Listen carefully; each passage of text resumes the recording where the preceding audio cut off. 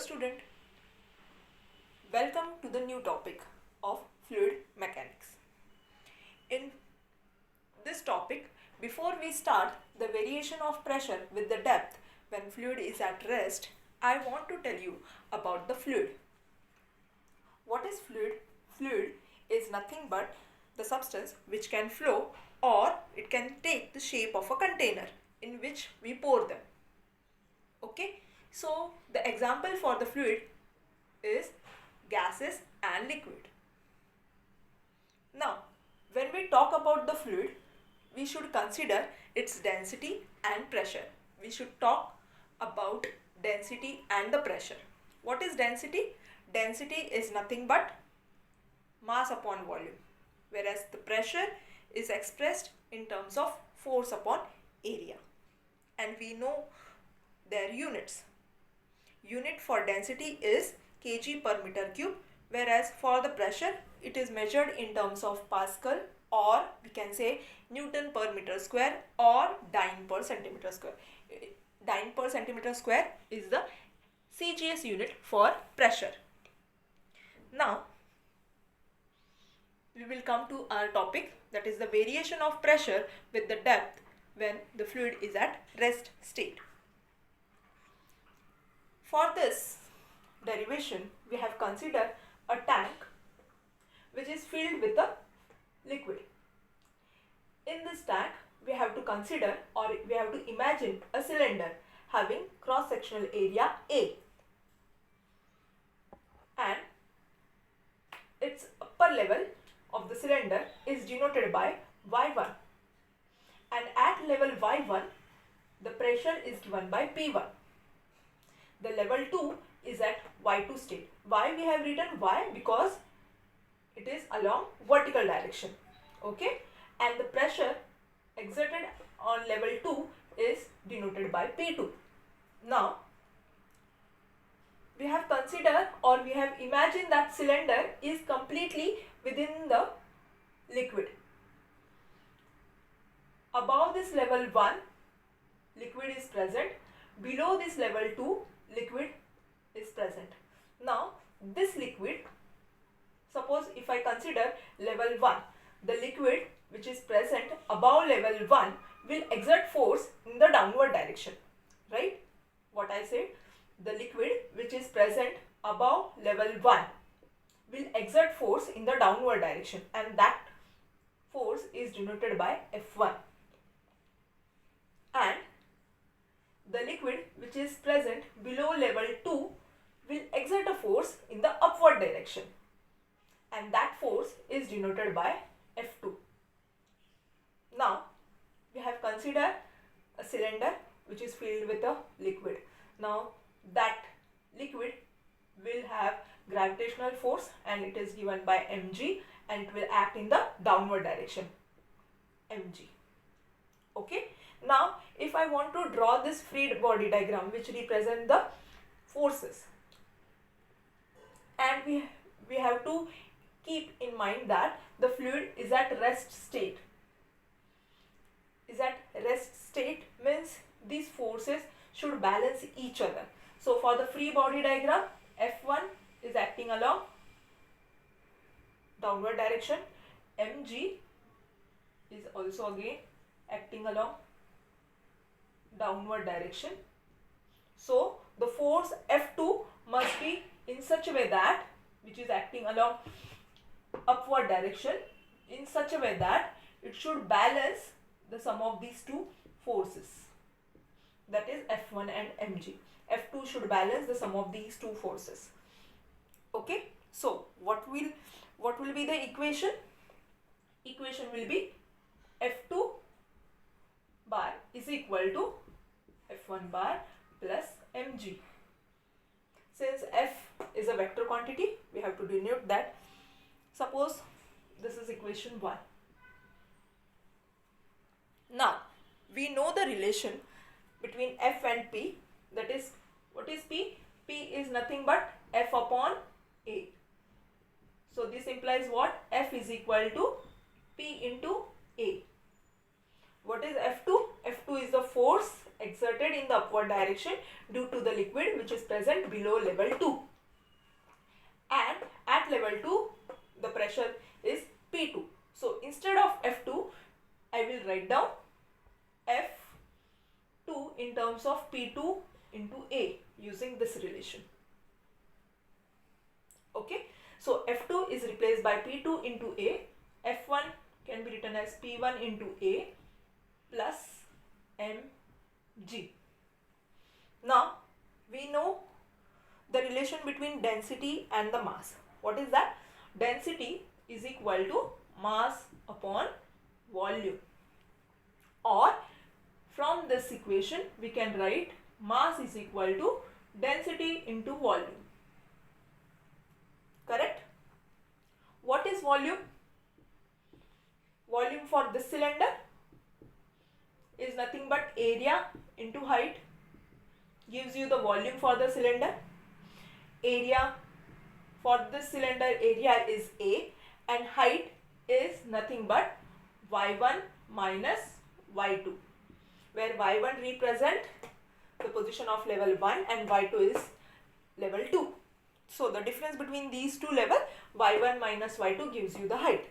So the volume is equal to A into y1 minus y2. Now we will substitute all these values in equation 2. So the equation 2 will become P2A is equal to P2A is equal to P1A plus, instead of M I will write down density into volume. Instead of volume I will write down A into y1 minus y2. Now please go through this equation carefully. We can see that A term is present on both the sides. So we can cancel that term and the equation will become P2 is equal to P1 plus rho y1 minus y2. P2 is equal to P1 plus rho y1 minus y2. One term is missing in our derivation. We have replaced this m, correct? But what about this g? G is here. So I have to write down this g. Correct? What we have done, F2 is equal to F1 plus mg is the equation. So instead of F2 or F2 is replaced by P2 into A, F1 is nothing but P1 into A plus mg. What is m? Or we have written m in terms of density into volume, but this g term we have to write down, right? So this equation will become P2A plus is equal to P1A plus m is replaced by rho into volume. Rho volume is A, y1 by minus y2 into g. So the equation becomes, if after cancellation of A on both the side, the equation is P2 is equal to P1 plus rho y1 minus y2 into g. Give this equation as star equation. This star equation gives the pressure both in liquid and atmosphere. Please note down, P2 is equal to P1 plus rho g y1 minus y2. With the help of this equation, we can find out the pressure both in liquid and atmosphere. Okay. Now we will consider two different cases. When the cylinder is this level 1 is at the interface and y2 is within the fluid, and the second case when y2 is above, at y2 is in the air, okay, and y1 is at the interface. Now first case,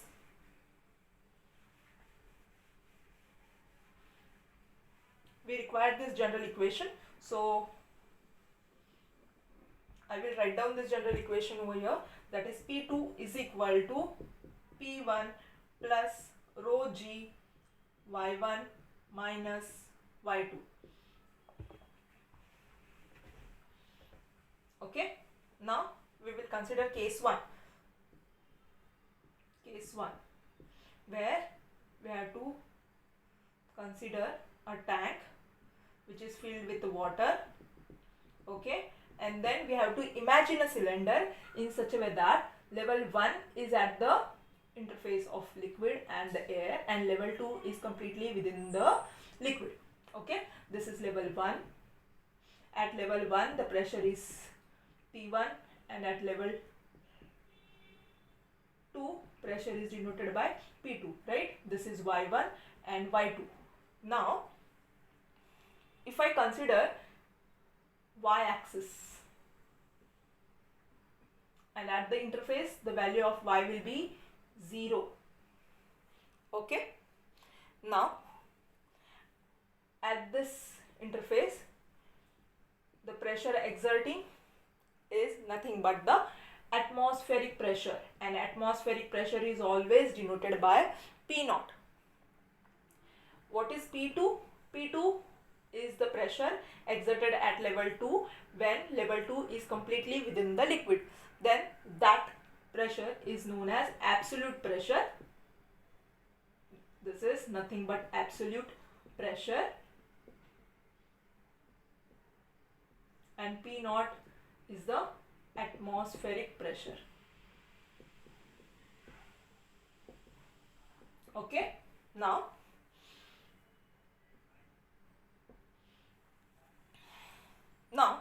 we know the relation, that is P2 is equal to P1 plus rho g y1 minus y2. Suppose this y2 is at h. Okay, and if I consider this y-axis, and if at the interface y is 0, then below 0 we have to take negative values, right? So y2 is at minus h position. Okay, so what will be the equation? This equation, P2 is nothing but P, that is absolute pressure, P1 is nothing but atmospheric pressure, plus rho g, y1 is at 0 position, minus y2 is at minus h. So if I solve this, you will get rho g minus minus plus rho g h, that is absolute pressure is equal to atmospheric pressure plus h rho g or rho g h. Then the difference between absolute pressure and atmospheric pressure gives you the gauge pressure, which is denoted by Pg, which is equal to rho g h. Okay, this is nothing but gauge pressure. Gauge pressure, which is denoted by Pg, which is equal to h rho g. Okay, now we will consider case 2. Now in case 2, what we have to do? Our level 2 is in the atmosphere. Okay, so just I will erase this part. My level 1 is at the interface of the air and water, and my level 2